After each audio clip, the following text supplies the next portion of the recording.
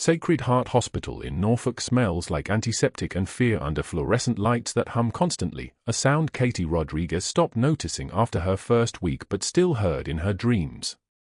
She moves through the corridors at 6:56 a.m. with the kind of deliberate invisibility that comes from years of training yourself to be overlooked, her worn combat boots hidden beneath pressed scrubs, the leather creased in places that match the creases of her feet perfectly. The boots are in her locker right now, sitting on the metal shelf beside her phone and a photograph she never looks at. She touches them once per shift anyway. Just her fingertips against the weathered leather, some kind of anchor to a life that no longer exists. The ER bustles with controlled chaos as day shift arrives. 2 nurses call in sick. A trauma surgeon from the overnight shift looks hollowed out, the kind of hollowed that comes from losing someone despite everything you did. Katie restocks the linen cart with precise movements, folding sheets into tight squares, each fold identical to the last. Her hands are steady. They've held worse things than cotton linens. A slight tremor moves through her left hand when an ambulance siren wails past outside, but she's alone in the supply room, so it doesn't matter. No one sees the way her breath catches. No one sees her press the heel of her palm against the scar tissue that runs down her ribs, hidden beneath her scrubs.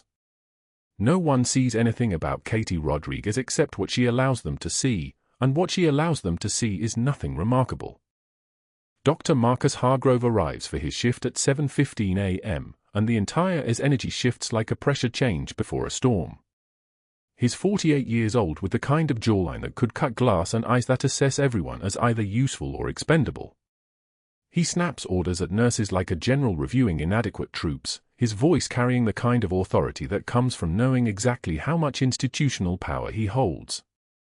His brother-in-law sits on the hospital board. He has 3 other physicians on speed dial who owe him favors from at least a decade back. The senior staff avoids his eye. The younger nurses jump when he speaks. He notices Katie at the nurses' station organizing patient charts, and he says without looking directly at her, "Rodriguez, try to keep up to date," before moving past her without waiting for a response. His white coat smells like expensive cologne and the particular arrogance of someone who has never experienced consequences. Katie takes one measured breath. She doesn't respond. She doesn't look up. She simply continues organizing the charts with the same precision she's been using, understanding with the clarity that comes from 18 months of careful observation that Dr. Hargrove is not the kind of man who actually wants answers. He wants compliance. He wants the small satisfaction of knowing someone absorbed his contempt without resistance. She gives him exactly that. The interaction lasts 4 seconds. No one else even notices it happened. The waiting room fills as morning moves forward. A man with a lacerated hand from a construction site accident. A woman with a migraine that keeps her pressed against the waiting room wall. A child with a fever that won't break. The rhythm of the ER is something Katie understands in her bones, the way vital signs climb and fall, the way people move from hope to fear to resignation. She's been a nurse for 18 months, and before that, for reasons she has never explained to anyone at Sacred Heart, she was a translator overseas. That's the story she maintains, the one her late husband's family still believes. 22 months since his funeral. 22 months of saying thank you for your concern and I'm doing well and never mentioning that the translation work was classified and the overseas part was Marjah and that she watched half her team die in a valley that didn't make the news cycle. Pain is information. That's what they taught her in the combat medic course that her personnel file doesn't reflect. That's what she knows how to read. The doors to the trauma bays open, and a stretcher comes wheeling in pushed by paramedics calling vital signs like a familiar ritual. 72-year-old male, motorcycle versus sedan, already intubated at the scene, 2 large bore fours running, vitals all over the map. The ER swallows him instantly, and Katie moves with the automatic precision of someone responding to a code, her movements clean and efficient, her voice steady as she anticipates what will be needed before anyone asks. Chest X-ray to rule out pneumothorax. Blood type and cross. 2 units of O-negative standing by. Dr. Hargrove materializes in the trauma bay like he owns the space, which in some institutional sense he does, and begins barking orders that are mostly redundant but somehow make everyone move faster anyway. By 9:44 a.m., the initial surge has receded into the normal chaos of a hospital ER on a Thursday morning. Katie moves between stations, restocking, charting, preparing rooms. She does this with the kind of focus that makes her nearly invisible to the people around her. That's intentional. Invisibility is safety. Invisibility is anonymity. Invisibility is the reason she's still standing here instead of explaining her past to administrators who would want to know everything and give her nothing but a desk job and mandatory counseling sessions. She's pulling sutures from a cart when the door to Bay 3 opens and a man in civilian clothes pauses in the doorway. He's maybe 35, with the kind of bearing that flags him immediately as military even without a uniform. Combat medic, Katie's assessment registers in the automatic way it registers everything else about people now. EOD training maybe, or jump infantry. He's watching her work on a patient's lacerated hand, a construction worker who came in around 9:33 a.m. with a 2-inch gash across the webbing of his thumb. Katie's hands move with surgical precision. She's prepped the wound with saline and lidocaine, and now she's placing a 4.0 absorbable suture through the dermis with the kind of exactness that comes from thousands of hours of practice. Each stitch is uniform. Her tension is perfect. She doesn't hesitate. She doesn't second-guess. Her hands are steady like a surgical laser. The technique is something most emergency nurses learn passably, but what she's doing transcends that. What she's doing is the work of someone who learned to stitch human flesh under conditions where imperfection meant infection and infection meant amputation or death. The man in the doorway steps fully into the bay. He's wearing jeans and a button-down shirt, but there's a military challenge coin clipped to his belt, and his eyes have the particular distance of someone who has seen things that don't make sense until you've seen enough of them. He watches her place the final suture, watches her tie it off with a precision knot, watches her step back to assess the closure. He says quietly, "Where did you learn to stitch like that?" Katie's hands don't flinch. The moment stretches like taffy. She sets the instruments down on the metal tray with the kind of deliberate care that turns a simple action into a statement. She turns to face him, and her expression is something she's practiced for 18 months, a smile that reaches her mouth but not her eyes. Just a lot of practice in trauma settings, she says, keeping her voice light and conversational. You learn fast when you have to. The man doesn't look convinced, but he also doesn't push. There's something in his posture that shifts, the way someone's body language changes when they're reassessing something. Trauma experience, he asks. In the civilian system. EMT before nursing, Katie says, which is technically accurate if you consider combat trauma the most extreme form of emergency medicine that exists. She turns back to her patient, beginning to clean the tray with a subtle finality that suggests the conversation is ending. Construction accidents teach you a lot about precision. Small vessels, nerve damage. You have to be careful. The man nods slowly, and there's something in his eyes that suggests he doesn't quite believe her story but is also intelligent enough not to press someone who has just closed themselves off with the efficiency of a door slamming shut. He steps back from the bay.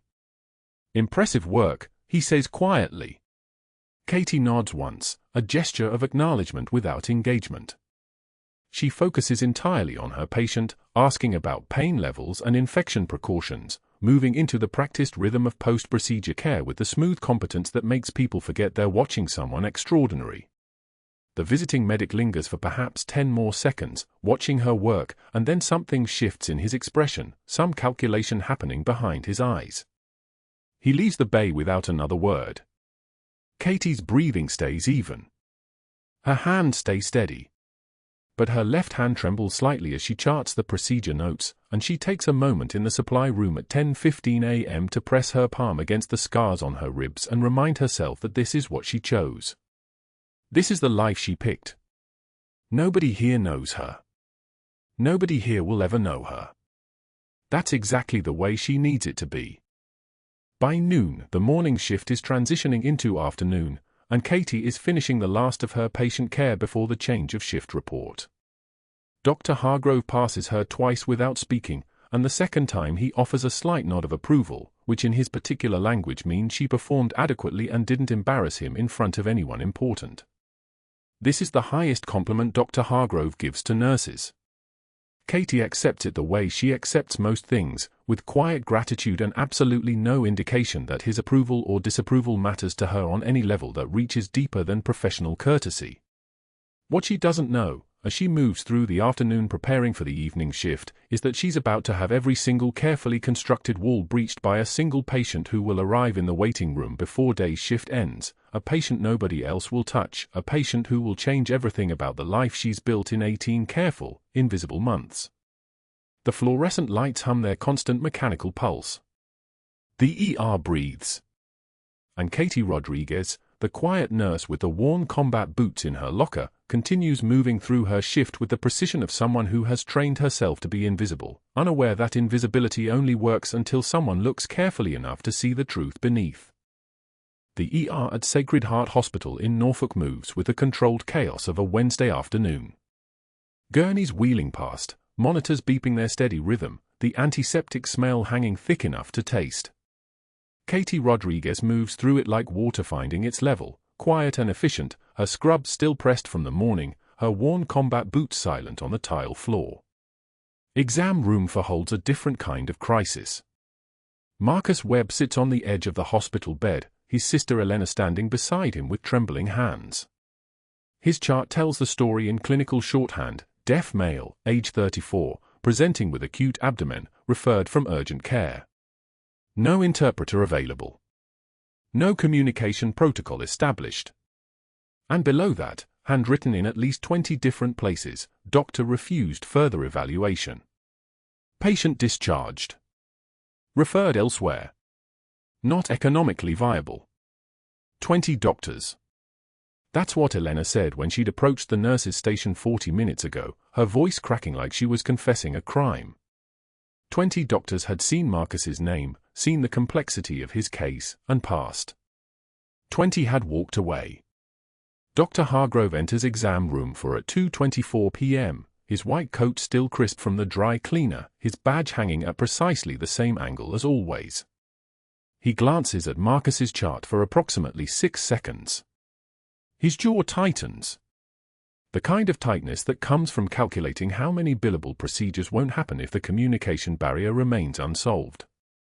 Ms. Webb, he says, not looking at Marcus. Your brother's presentation doesn't warrant continued hospitalization. We'll prepare discharge paperwork. The costs of extended evaluation without clear pathology are substantial. Sacred Heart cannot absorb the financial burden of cases like this. He pauses, the silence filling like water in a tank. Not economically viable. Elena's face goes white. Doctor, he's been in pain for 3 days. 20 other hospitals. Other hospitals made their assessments. Hargrove turns toward the door. Ours is made. The door opens before he reaches it. Katie stands in the threshold.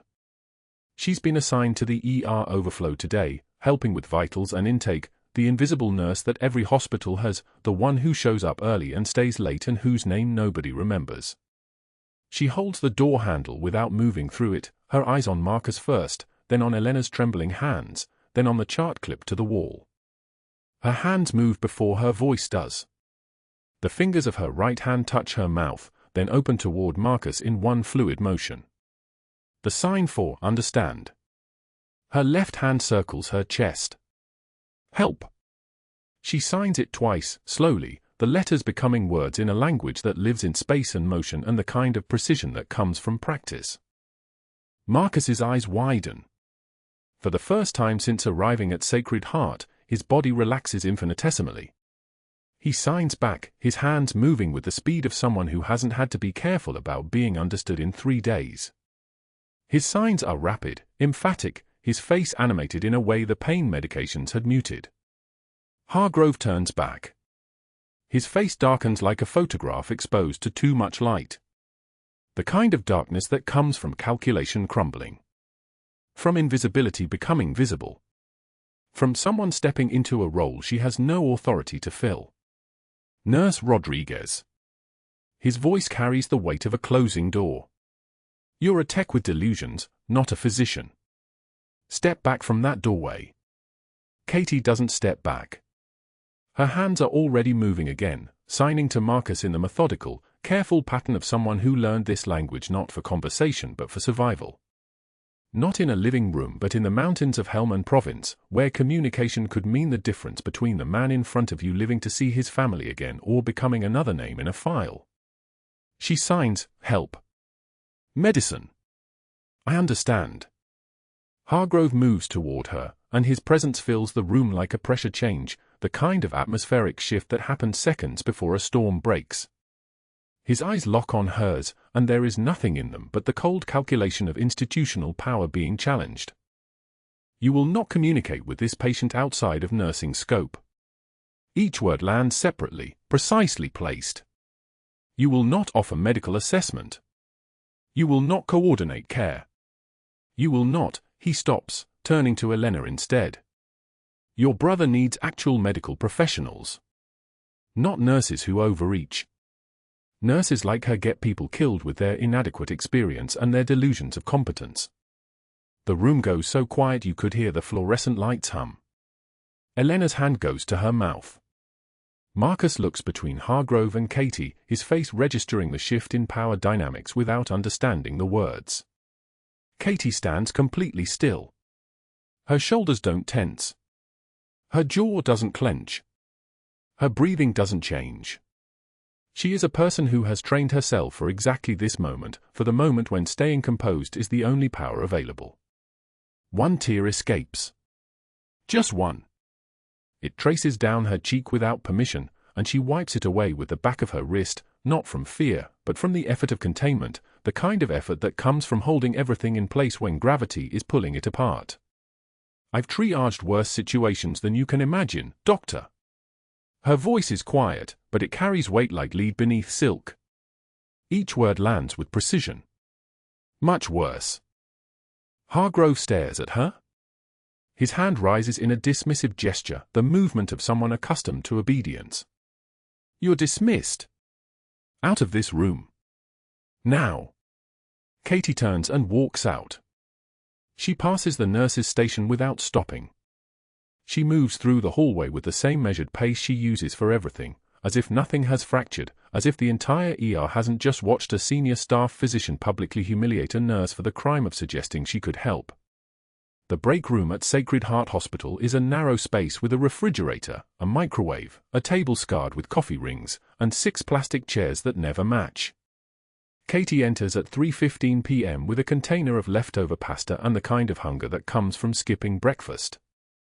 She sits at the table. She opens the container. She takes a single bite. 6 nurses stand up simultaneously. 2 residents who were reading charts stand up. They don't make eye contact. They don't speak. There is no anger in the movement, which somehow makes it worse. There is only coordination, the kind of orchestrated silence that speaks louder than any conversation could. A standing ovation in reverse. A collective decision to leave the room because she has entered it. The fluorescent light flickers. Once. Twice. The door closes with a soft pneumatic hiss. Katie sits alone with her pasta growing cold. She takes another bite because the alternative is to acknowledge that something has broken, that the careful distance she's maintained, the deliberate invisibility she has cultivated, has now become something else entirely. Invisibility only works when people cooperate by not looking. Once someone looks, truly looks, the invisibility becomes isolation. She finishes the pasta anyway. By 4:50 p.m., when the shift is changing and fresh staff arrives, there is a piece of paper clipped to the unit board in the main hallway where everyone passes. Where everyone sees it. The paper is printed on hospital letterhead with the weight of institutional authority behind every word. Written warning. Employee, Cade Rodriguez, RN. Date, today's date. Violation, insubordination and attempting to practice beyond scope of licensure. Details, employee offered medical advice and diagnostic assessment to a patient outside her authority and directly contradicted physician instruction. Behavior demonstrates concerning pattern of boundary violations. Continued violations will result in immediate termination. Dr. Marcus Hargrove, department head. 3 nurses read it and glance at Katie with something between pity and distance. A 4th whispers to a colleague, "She's done." Hargrove doesn't put out written warnings unless he's building a file. Katie stands at the board for one measured breath. She reads every word. She doesn't react. She doesn't respond. She simply finishes reading and continues her rounds, checking on post-op patients, documenting vitals, moving through her shift with the same precision she's maintained for the last 6 months, the same precision that is no longer working to keep her hidden. But that wasn't the worst part. The worst part came that evening, after shift change, when Katie was removing her scrubs in the locker room. Her phone buzzed with an email notification from hospital administration. She read it standing in the harsh fluorescent light of the locker room, her scrubs half removed, one foot still in the pants that smelled of antiseptic and failure. Performance Review Committee meeting scheduled. Nurse Rodriguez will attend a formal performance evaluation on Friday, March 18 at 9:48 a.m. Committee will review patterns of concerning behavior. Presence is mandatory. She finished changing. She placed her scrubs in the hamper. She picked up the worn combat boots from the bottom of her locker and held them for a moment, the leather soft and cracked with age, the laces still tied from the last time she'd worn them outside a hospital. The boots knew who she was. The boots remembered. But the boots were locked in a locker in a hospital break room, and she was locked into a life that no longer had room for them. The drive to the cemetery took 40 minutes through gathering darkness. The rain started somewhere around mile 15, the kind of soft rain that sounds like forgiveness but tastes like salt water. Katie parked near the entrance and walked to the grave she'd visited exactly 7 times since the funeral, his grave, James Rodriguez, husband, the man who'd never asked questions about why she sometimes woke up screaming or why she couldn't watch loud movies or why her hand shook on certain anniversaries. She knelt in the wet grass. The rain hammered against the stone, water running down the engraved letters of his name like tears she could no longer cry. "I thought I could help people this way," she whispered to the stone, to the name, to the memory of a man who'd loved someone he couldn't fully know. "I thought I could do it quiet. I thought I could just be a nurse and nobody would ask questions and I could save people without anybody knowing. But I failed again. I always fail again." The rain continued. Sacred Heart Hospital stood lit up in the distance, all those windows with all those people inside making all those decisions that had nothing to do with actually helping the person in front of them. Katie Rodriguez held the worn combat boots to her chest and didn't move. What happened next would begin in exactly 2 days. The next morning, Katie arrived at Sacred Heart before dawn. The parking lot was empty except for her 10-year-old sedan and a black sedan she didn't recognize. She didn't think about it. She moved through the pre-shift routine the same way she'd moved through every operation in Marjah, compartmentalized, focused, invisible. Check her badge. Review the census. Find her patient assignment. That was it. Marcus Webb was still in 412. His chart had a note from Dr. Hargrove, monitor vitals. RN to report any changes directly to attending. No independent interventions. The words were a cage disguised as an order. Katie read them twice and ignored them. She found Marcus awake, staring at the window where Norfolk's morning was turning from grey to something almost like light. Elena, his sister, was asleep in the chair beside his bed, her head tilted at an angle that would leave her neck screaming by afternoon. Marcus turned when Katie entered. His eyes asked a question before his hands did. She signed, "Good morning." Pain. His face shifted. Relief, gratitude, something that looked like he'd stopped holding his breath. The ASL she'd learned in 2009, in a safe house outside Kandahar, while waiting for extraction after Marjah went wrong, suddenly it was doing what it was meant to do. She'd learned it for operations she couldn't talk about. She was using it for a man she'd never met 2 days ago. Marcus signed back, slowly, carefully, better. Tired. "That's the medication," Katie said, signing as she spoke. "Your heart is healing." That takes energy. She checked his monitor, his chart. O2 sat 96%. Heart rate steady at 72. Everything was exactly what it should have been. She documented it in the system and moved on to her other 8 patients, the ones who belonged to her officially, the ones nobody would question. But that wasn't the worst part. In the administrator's office on the 3rd floor, Dr. Hargrove was making phone calls. "Patricia," he said, his voice moving like oil across water. "Yes, it's been too long. Listen, we have a liability situation here at Sacred Heart. A nurse named Rodriguez. I need your support on this." He paused, listening. "The coverage for your incident 2 years ago? Sandra and I were happy to help. Now I'm asking you to call James Chen and suggest a personnel review committee. The woman is practicing beyond her scope, and we need to document it before something catastrophic happens." Hargrove hung up. He didn't sound angry. He sounded efficient. He dialed again. "James, good to hear your voice. Your son's residency application, yes, the one I recommended so strongly, is looking very competitive. But these things require consistent advocacy. I'm asking for your support on a hospital matter. A nurse named Rodriguez. Someone needs to flag her credentials for review." He hung up again and picked up his phone's other line, the one that connected to his private investigator. "Dalton, it's Hargrove. That nurse I mentioned yesterday. Rodriguez. I need you to be thorough. Look at her credentials, her background, her references. I want to know if there are any irregularities in her nursing license. Any complaints that didn't make it to official channels. Any inconsistencies in her employment history. I'm willing to pay extra for urgency." Dalton's voice crackled through the phone, asking questions Katie would never hear answers to. "No, I don't care about method," Hargrove said. "Find me something." By mid-morning, Dr. Sandra Morrison from the Virginia Medical Board had arrived at Sacred Heart. Hargrove introduced her to the nursing staff as an external reviewer conducting routine competency observations. Nobody asked what triggered the review. Nobody asked if it was protocol. Morrison was a thin woman with steel-gray hair and eyes that catalogued everything like she was taking inventory of souls. She followed Katie for 4 hours.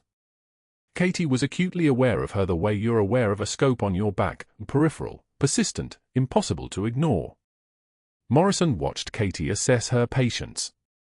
Watched her hold an elderly man's hand while his daughter cried. Watched her catch a nearly fallen foot bag before it hit the floor. Watched her document everything in the chart with timestamps and specificity. But Katie's real attention was on Marcus.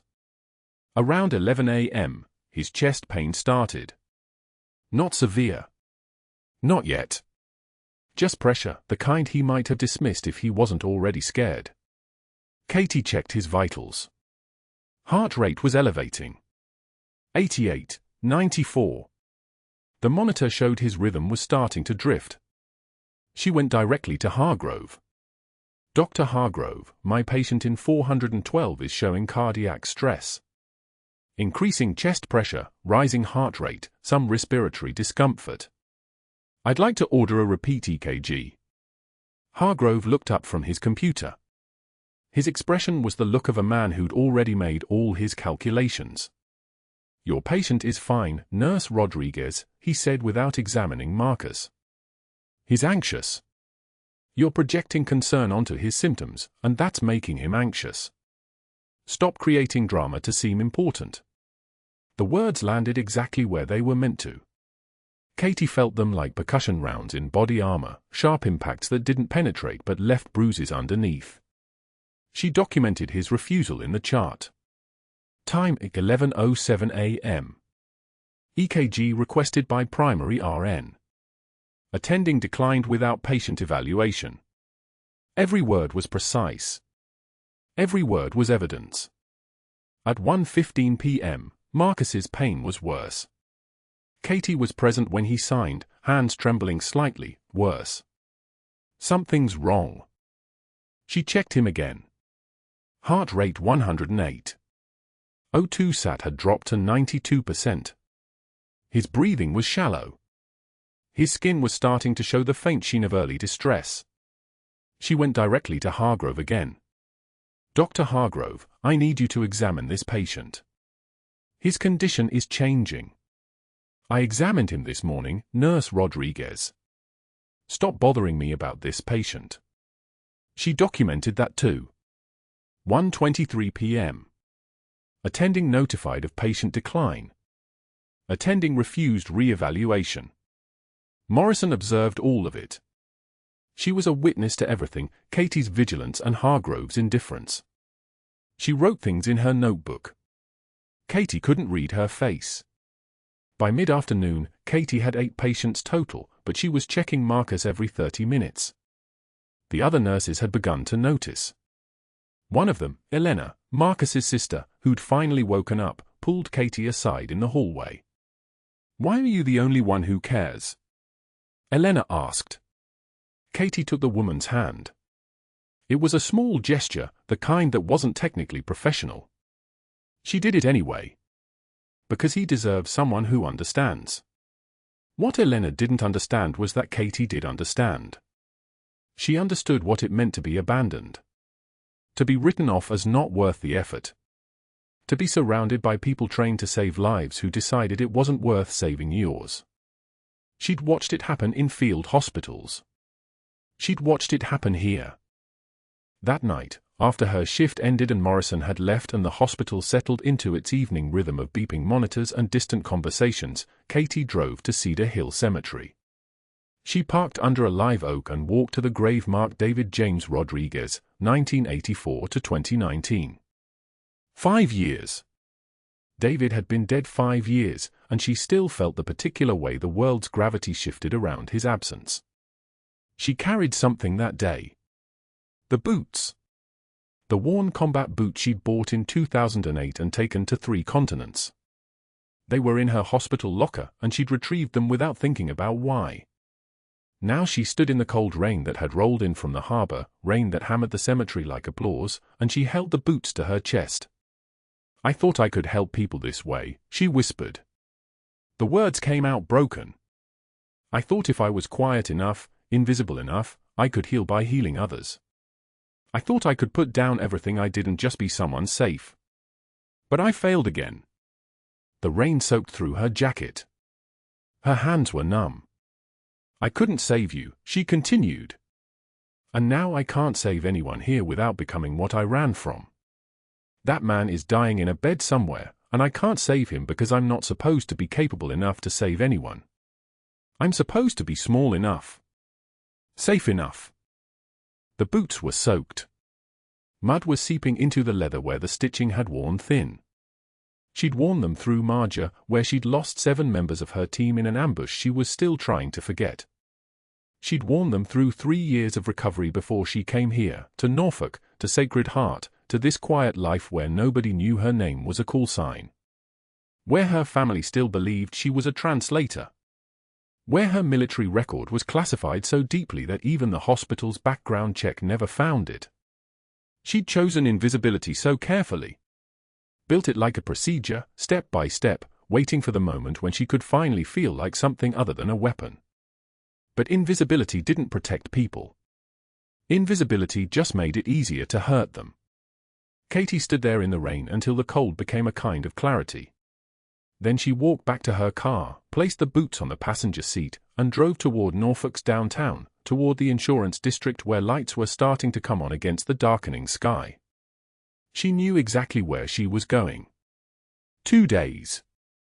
That's all it took. Katie was in the hallway outside radiology when Marcus grabbed the metal rail, his other hand clawing at his chest. His eyes went wide. No sound, he couldn't make one, but his body was screaming. She saw it in the way his fingers went white against the rail, in the desperate searching of his eyes for someone, anyone, to understand. She understood. His neck veins were distended like cables pulling tight. His breathing had that shallow, desperate quality. Muffled heart sounds echoed in her mind from the exam 2 hours earlier. She knew what was happening inside his chest. Blood pooling in the space around his heart. Pressure building. His body shutting down one system at a time. Cardiac tamponade. Katie's hand moved to his wrist. Pulse thready. Blood pressure dropping. She could feel it in the weakness of his grip, in the grey tone creeping into his face. She guided him to the floor, positioned him supine, and hit the code button on the wall. 3 of them. Her fingers didn't shake. Code blue, hallway outside radiology. Cardiac emergency. I need a doctor to my location now. The intercom crackled acknowledgement. The hospital woke. Footsteps. The crash cart was 40 feet away. Katie had 90 seconds before Marcus's oxygen saturation became critical. 90 seconds before his blood pressure collapsed completely. 90 seconds before the cascade that couldn't be reversed. She counted them silently while her hands moved on their own. 20 years of training doesn't announce itself. It just takes over. The cart arrived. Katie grabbed the supply she'd anticipated needing: 18-gauge needle, betadine swabs, a 10-milliliter syringe. No doctor had appeared. No attending physician. No surgical resident.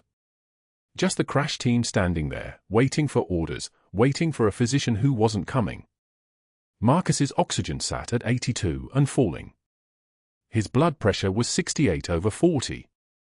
His eyes were losing focus. Katie didn't hesitate.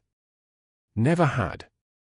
She prepped his chest with betadine in 2 sharp swipes, the antiseptic smell cutting through the hallway's fluorescent hum.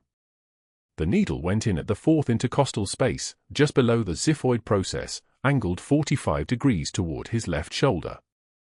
Muscle memory took over. Her hands were steady as surgical steel. The needle advanced through skin, through muscle, through fascia. Then the give. The pericardium. She drew back on the syringe. Blood. Dark, venous blood. 60 milliliters of it, pooling in the chamber and suffocating his heart with every beat. The hiss of air escaping as she withdrew, each cc pressure releasing. Katie's eyes stayed on the monitor. O2 sat climbing. 85. 90. 92. Stable. Blood pressure rising. 80 now. 85. 90/50. Back from the edge. Marcus's eyes cleared. His hand found hers. No words, couldn't be, but the grip said everything. She was still holding the needle when Dr. Hargrove rounded the corner from radiology, his face already flushed from the code call. He stopped dead. The needle was in her hand. The syringe was in the other. The blood sat in collection cups on the crash cart. Katie Scrubs had one small spray of crimson across the sternum. His patient, the deaf patient he'd refused to treat, the one Katie had somehow claimed anyway, was breathing steadily, color returning to his face, hand still gripping Katie's. Hargrove's face went white. Then red. "What have you done?" His voice carried down the hallway. Voices stopped. The floor went quiet except for the steady beeping of the cardiac monitor. Katie set down the needle with precise, deliberate care. She didn't look at him. "Saved your patient's life," she said. Each word separate. Each one careful. Cardiac tamponade. Pericardial effusion. 90 seconds without intervention. You performed a surgical procedure. Hargrove's hands were shaking. Not from fear. From rage. You performed a surgical procedure without physician authorization. You have no medical license. You are a nurse. Katie met his eyes. Didn't blink. Didn't flinch. I performed an emergency intervention that fell within my scope of critical care training. Your patient would be dead right now if I'd waited for security. His voice cracked on the second syllable. Security. Immediately. 2 security guards materialized from the stairwell. Katie saw Torres, the combat medic, standing near the radiology entrance, his phone already out, already recording. She saw Elena Webb from the medical records office further down the hallway, her own phone raised, her face pale. "Nurse Rodriguez is suspended effective immediately," Hargrove announced, his voice loud enough for the entire floor to hear. "Suspended without pay pending full board review. She is to surrender her hospital ID and escort immediately." The security guards approached. Katie stood slowly, smoothly. Not running. Not resisting. Not giving him the satisfaction of seeing her shake. She'd done harder things than this. She'd done things that would make this hallway look like a playground. "Marcus," she said, signing as she spoke it aloud even though her hands were occupied. "You're stable. You're going to imaging now. You're going to be fine." Marcus tried to sit up, but the other nurses guided him down. His eyes found Katie's one last time before she turned toward the locker room. The escort followed her down. 23 steps to the nursing locker room. The guards waited outside while Katie spun the combination, pulled open her locker, and removed the one thing that actually mattered. The worn combat boots. Mud still crusted in the treads from a place that didn't exist in official records, from operations that would never be declassified, from a team that had mostly stopped coming home. She held them the way some people hold prayers. Back to the lobby. Out through the front doors where the afternoon light was going amber against Norfolk's downtown skyline. The security guard placed her termination paperwork in her hands, a manila envelope that felt like it weighed 1,000 pounds. "Policy violation 4.7c, he said, not meeting her eyes. "Practicing outside scope of practice. "Unauthorized medical procedure. "Immediate suspension pending." "I understand." Katie drove home in silence. The combat boots sat on her passenger seat. She didn't touch them. Didn't need to. She knew their weight without holding them. That evening, Hargrove convened an emergency conference call. Katie could imagine it, him in his office, the blinds drawn against the fading light, his fingers steepled while he explained to the board exactly why Katie Rodriguez was a threat. How she'd overstepped. How she'd endangered a patient by performing a procedure beyond her scope. How she'd violated hospital protocol and put Sacred Heart at legal risk. "I'm recommending immediate termination and possible license suspension," he would say. His voice would be calm now. Strategic. The rage would have transformed into something more dangerous, cold calculation. She showed a pattern of insubordination and reckless overreach. This incident proves it. In her apartment, Katie placed the boots on the kitchen table. They sat there like an accusation. She'd chosen this life, the quiet one, the invisible one, because the life before had cost too much. 23 soldiers in her unit. 17 lives she'd saved in Marjah. 3 Bronze Stars and a Navy Cross that sat in a box at her mother's house, a box her mother had never opened because Katie's mother still believed her daughter had been a translator. Not a warrior. Not someone who'd learned to suture human flesh under fire, who'd performed emergency surgeries in dirt compounds using field supplies and muscle memory and the kind of knowledge that only comes from holding people together as they fell apart. She'd buried that person. Picked a new name, picked a new city, picked a new uniform that came with the luxury of going home the same way she arrived. No body bags. No notifications. No names carved into walls. But she couldn't bury who she was. She could only hide her. And hiding, it turned out, wasn't the same as peace. The boot stared at her from the table. Combat worn. Mud-stained. Belonging to someone who didn't exist anymore except in classified files and redacted reports and the memories of people who weren't supposed to talk about her. Tomorrow the board would meet. Tomorrow they'd probably vote to end her career. Tomorrow her past would start coming up. Someone would call someone who knew someone, and the walls would start cracking. But tonight, sitting in her apartment with the combat boots on the table and the termination papers on her lap, Katie understood something she hadn't let herself feel in 18 months. She wasn't ashamed. she'd saved Marcus's life using skills that 20 doctors had said didn't matter, skills they deemed irrelevant to nursing, skills that were apparently dangerous to even possess in a hospital where she was supposed to be just another nurse, just another pair of hands, just another invisible woman pushing medicine forward for people she'd never speak to in a place she'd never truly belong. But for 90 seconds in a hallway outside radiology, she'd belonged to exactly where she needed to be. The sound of rain began against the windows, soft at first, then harder. Katie picked up the boots and held them. 18 months of quiet. 18 months of deferring to doctors who didn't know how to treat deaf patients. 18 months of being dismissed, overlooked, underestimated. 20 years of something else. 20 years of service and medals and decisions made in microseconds that saved lives. She set the boots down and reached for her phone. There was one call she hadn't made in 18 months. One number she'd memorized but never dialed. One voice that would answer on the first ring. Her fingers hovered over the screen. Tomorrow everything changed. And despite the fear, despite the shame she was supposed to feel, Katie realized she wasn't scared. She was finally awake. The boardroom at Sacred Heart fell silent at 9 a.m. on the third day. 14 members sat around a mahogany table that stretched like a ship's hull. Dr. Michael Hargrove stood at the head with a leather portfolio, his voice moving through findings with the precision of a surgeon making rounds. Insubordination. Scope violation. Pattern of recklessness. He turned pages like he was building a case that would hold.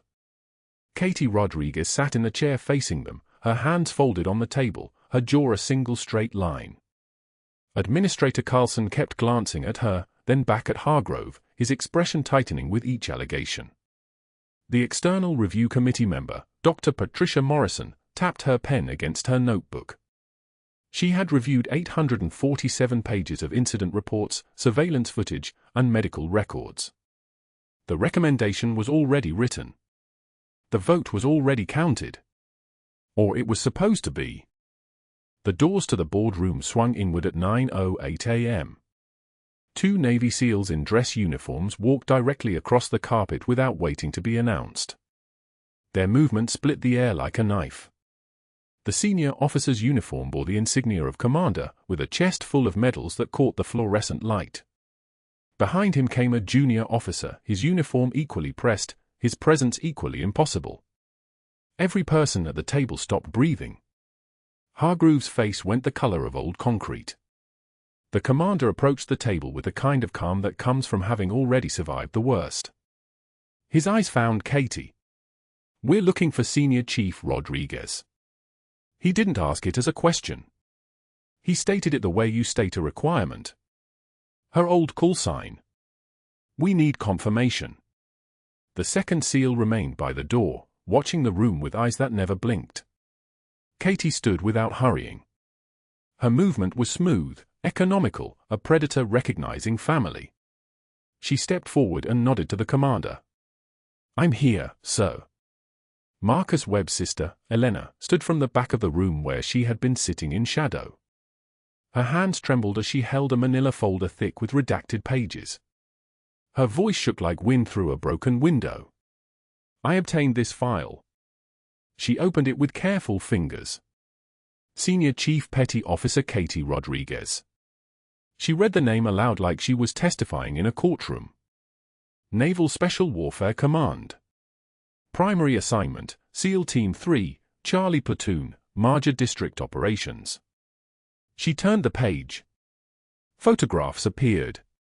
Katie in desert camouflage. Katie in tactical gear.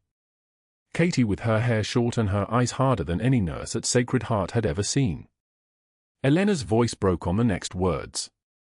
"My brother's file says he was refused treatment by 20 doctors. 20. They said the communication barrier made him a liability. They said deaf patients couldn't consent to procedures. They said his sister was hysterical." She stopped, steadied herself. Then a nurse named Katie Rodriguez said yes. The SEAL commander faced the board. His voice was the color of iron. "Senior Chief Katie Rodriguez holds the Navy Cross for valor under fire. He paused. 2 silver stars for tactical excellence and leadership during extended operations in Marjah. Another pause, longer this time. The Purple Heart. Twice. He let that land like a physical weight. During Operation Enduring Freedom, she led her team under sustained enemy contact and saved 17 lives. Under fire. She trained every combat medic in her squadron. The commander's eyes moved to each board member individually. You were about to fire her for exceeding scope of practice. For helping a patient nobody else would touch. He smiled without warmth. I'm here to tell you how that goes. Hargrove's chair scraped backward as he stood. His mouth opened. Nothing came out. His 3 allies at the table, Winters, Chen, Morrison, sat frozen like they were made of wax. Carlson's expression had transformed into something clinical, something that looked like a surgeon recognizing a diagnosis he'd completely missed. The external review committee member was reading the file again, her pen sliding across the pages like she was seeing them for the first time. The next voice belonged to Carlson. Dr. Hargrove, you're dismissed from this meeting. Not a request. A command. Hargrove walked out of the boardroom backward, his eyes never leaving the commander's face, the way a soldier retreats from a superior officer. The door closed behind him with a sound like a coffin lid. In the hallway, his world began collapsing in sequences. Winters passed him without eye contact. Chen said quietly, I can't help you with this, Michael. Morrison pulled him aside. I'm recommending the board review your decisions regarding Mr. Webb's care. You ignored a nurse's clinical assessment twice before his code. That's negligence. Her voice was soft. Her voice was lethal.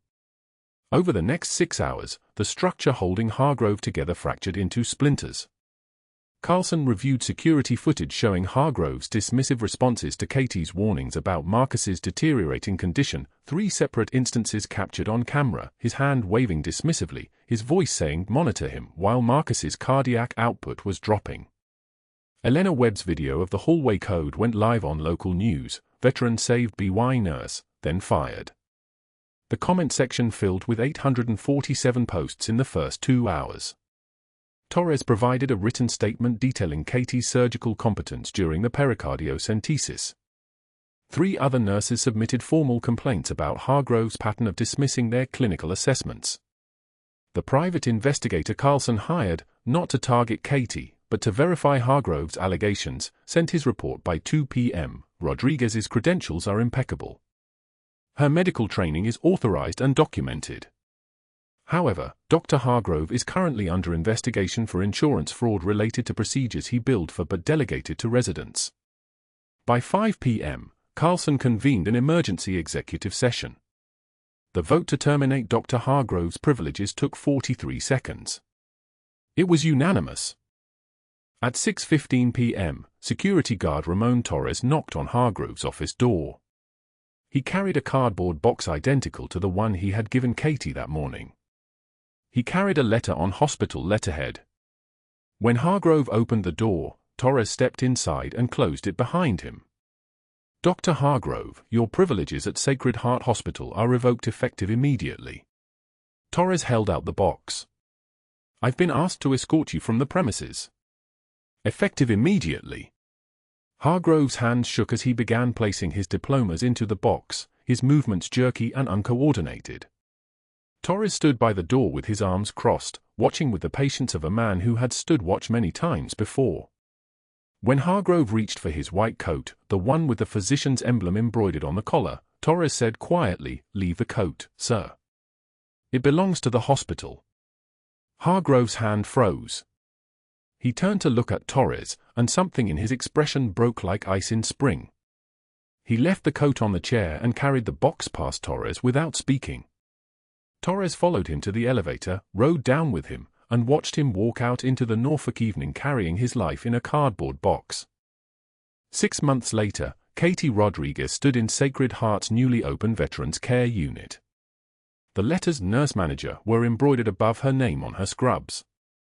The unit occupied the entire third floor, 12 beds specifically designed for former military patients, rooms equipped with ASL interpreters, visual communication systems for deaf veterans, private spaces for those triggered by monitors and alarms. The walls displayed photographs of veterans who had trained here, worked here, healed here. Marcus Webb worked as the patient advocate and ASL interpreter, his voice strong and steady as he explained treatment options to a former Marine with PTSD. Elena volunteered 3 days a week. Commander Nash visited twice a month to refer other veterans. Torres joined the staff as a trauma specialist, his presence itself a form of healing for patients who recognized the bearing of someone who had worn a uniform. In the hospital lobby, the glass case caught afternoon light. Inside sat a pair of worn combat boots, their leather cracked and shaped by years of desert terrain, their laces still knotted. Beside them lay a bronze plaque that read, "In honor of Senior Chief Petty Officer Katie Rodriguez, U.S. Naval Special Warfare, and all those who served twice, once in uniform, once in scrubs." School children stopped to read it. Visitors photographed it. The boots became legend before the plaque was 6 weeks old. Katie drove past a strip mall on her way home one Tuesday. In the parking lot, Dr. Hargrove sat at a folding table beside a banner reading "Supplemental Insurance, Ask Me How." He wore a suit from a discount outlet and handed flyers to people who walked past without looking. His wedding ring was gone. His posture had collapsed inward. Katie didn't slow down. She didn't turn her head. She simply drove forward into the life she had finally claimed. That evening, she returned to David's grave, but this time she didn't bring the boots, they were where they belonged now, honored in glass and bronze light. She kneeled on the grass, rain beginning to fall soft and steady. "I found the way to help, David. I found how to use everything I learned. I don't have to hide anymore." A family arrived at the cemetery entrance, a woman in navy dress blues with 2 children in dark jackets. The woman saw Katie's unit jacket hanging on her car door and nodded with the recognition of someone who understood. Katie nodded back. They stood together in the rain for a moment that needed no words, then the family moved deeper into the cemetery while Katie drove home as the sun set over Norfolk, her hand steady on the wheel. The final shot belonged to the hospital lobby at night, the glass case illuminated by a single focus light. The worn combat boots stood dignified in their display, silent testimony to a woman who had served her country twice. Sometimes the bravest warriors carry stethoscopes, not guns. If this story reached you, if it made something shift inside your chest, I need you to do something. Subscribe to this channel. Like this video. Comment below with your story. Have you ever been underestimated by someone who didn't know who you really were? Have you ever had to hide your strength just to survive? And please, support veteran healthcare initiatives in your community. These warriors deserve to heal in silence no longer.